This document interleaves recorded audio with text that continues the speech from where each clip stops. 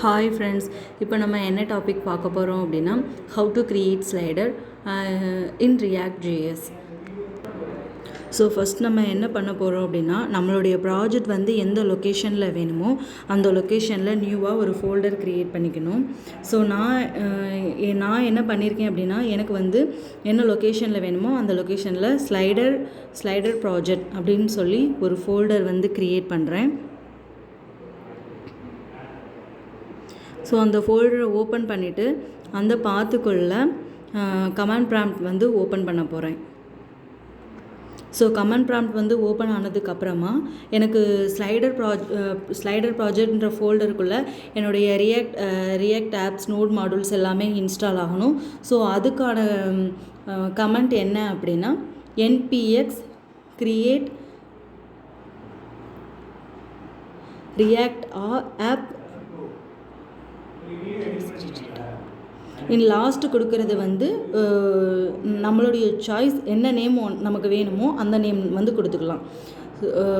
கொடுத்துட்டு என்ட்ரி கீயை வந்து நம்ம ப்ரெஸ் பண்ணணும். இதோடைய கமெண்ட் என்ன அப்படின்னா npx create react app last slider project அப்படின்னு நான் கொடுத்துருக்கிறது வந்து நான் யூஸ் பண்ணுற நேம். ஸோ உங்களுக்கு என்ன நேம் வேணுமோ நீங்கள் யூஸ் பண்ணிக்கலாம்.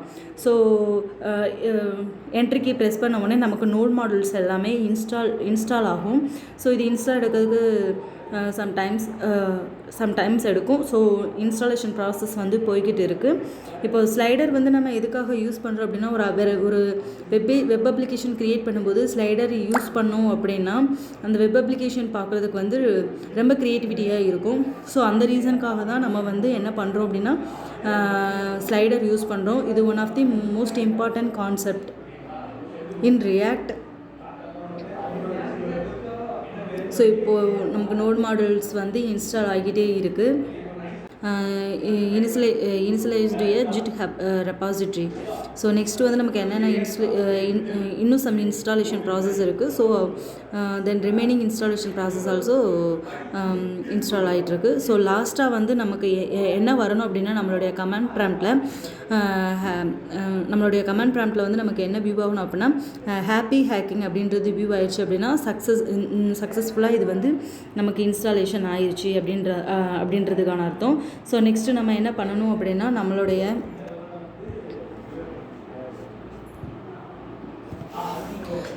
நெக்ஸ்ட்டு நம்ம என்ன பண்ணுறோம் அப்படின்னா நம்மளுடைய ஸ்லைடர் ப்ராஜெக்ட்டுன்னு சொல்லி ஒரு ஃபோல்டர் க்ரியேட் பண்ணியிருந்தோம் இல்லையா. ஸோ அந்த ஃபோல்டருக்குள்ளே ஓப்பன் பண்ணி உள்ளே போனோம் அப்படின்னா நோட் மாடியூல்ஸ் எல்லாமே நமக்கு வந்து இன்ஸ்டால் ஆகி கம்ப்ளீட் ஆகி இருக்கும். அதில் JSON ஃபைல்ஸ் எல்லாமே இருக்கும். ஸோ அந்த நோட் மாடியூல்ஸில் நம்ம கிளிக் பண்ணி நோட் மாடியூல்ஸ் பார்த்து நம்ம கிளிக் பண்ணி கமாண்ட் ப்ராம்ப்ட் ஓப்பன் பண்ணோம் அப்படின்னா நமக்கு கமாண்ட் ப்ராம்ப்ட் விண்டோ ஓப்பன் ஆகும். ஸோ அதில் வந்து கோட் ஸ்பேஸ் டாட் அப்படின்றத வந்து நம்ம கிளிக் பண்ணணும்.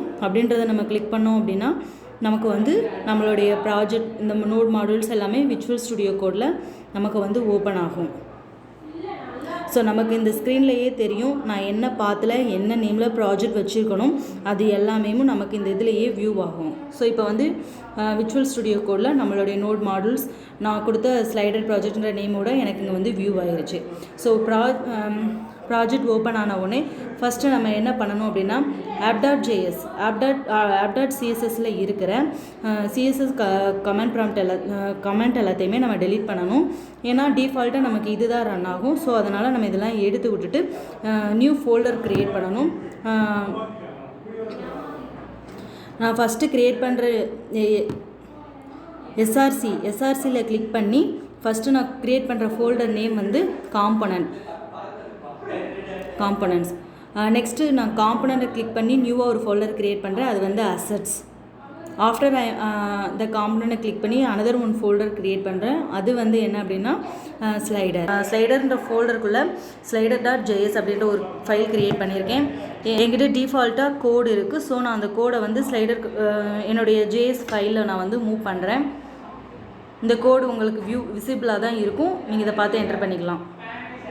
அதுக்கப்புறமா app.jsல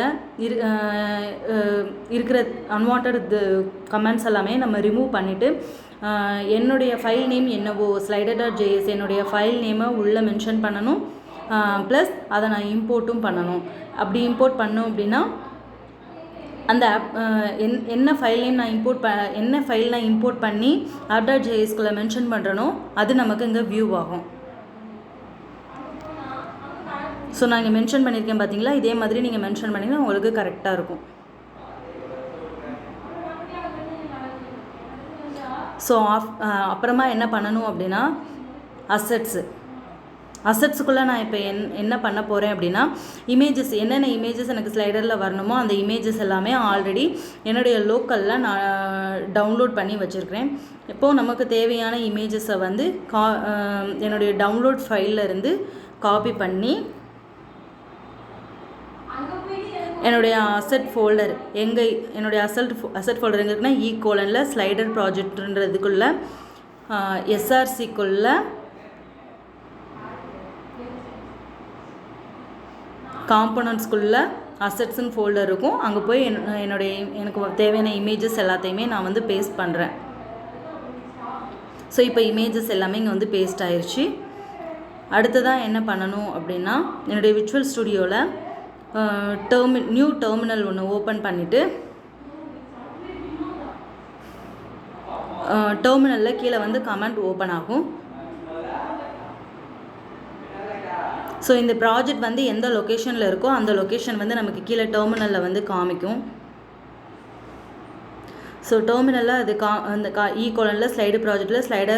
ஸ்லைடர் ப்ராஜெக்ட் நேமோட நமக்கு இங்கே கீழே வியூ ஆயிடுச்சு. ஸோ இப்போ நம்ம என்ன பண்ணணும்னா ஒரு ரியாக்ட் ஆப் ப்ராஜெக்ட் வந்து நம்ம ரன் பண்ணணும் அப்படின்னா அதுக்கு கமெண்ட் கொடுக்கணும். அதோடைய கமெண்ட் வந்து என்னென்னா npm start. So once npm startன்றதை என்ட்ரு பண்ண உடனே என்டர் கீயை நம்ம ப்ரெஸ் பண்ணோம் அப்படின்னா இந்த அப்ளிகேஷன் வந்து ரன் ஆக ஆரம்பிக்கும்.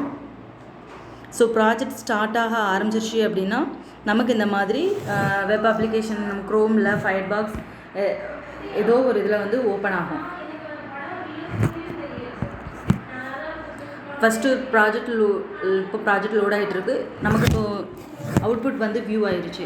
ஸோ இதுதான் நம்மளுடைய அவுட்புட். நம்ம வந்துட்டு இப்போ ஒரு ஸ்லைடர் யூஸ் பண்ணி 3 இமேஜ் வச்சு எப்படி செட் பண்ணுறதுன்றது தான் இந்த வீடியோவில் வந்து நம்ம பார்த்துருக்குறோம். ஸோ இமேஜ் வந்து ஆட்டோமேட்டிக்காகவும் மூவ் ஆகும். நமக்கு வேணும் அப்படின்னா ஃப்ரண்ட் அண்ட் பேக் 2 சைடுமே நம்ம வந்து மூவ் பண்ணி இமேஜஸை வந்து பார்த்துக்கலாம். நம்ம என்ன இமேஜஸ் வைக்கிறோமோ அந்த 3 இமேஜஸ் தான் நமக்கு திரும்ப வியூ ஆகும். நமக்கு என்ன இமேஜஸ் வேணுமோ அதை நம்ம செலக்ட் பண்ணி இதில் வந்து நம்ம செட் பண்ணிக்கலாம். ஸோ ஸ்லைடர் வந்து நம்ம இந்த மாதிரி ஈஸியாக நம்ம பண்ணிக்கலான்றது தான் இந்த வீடியோவில் நான் டீட்டெயிலாக சொல்லியிருக்கேன்.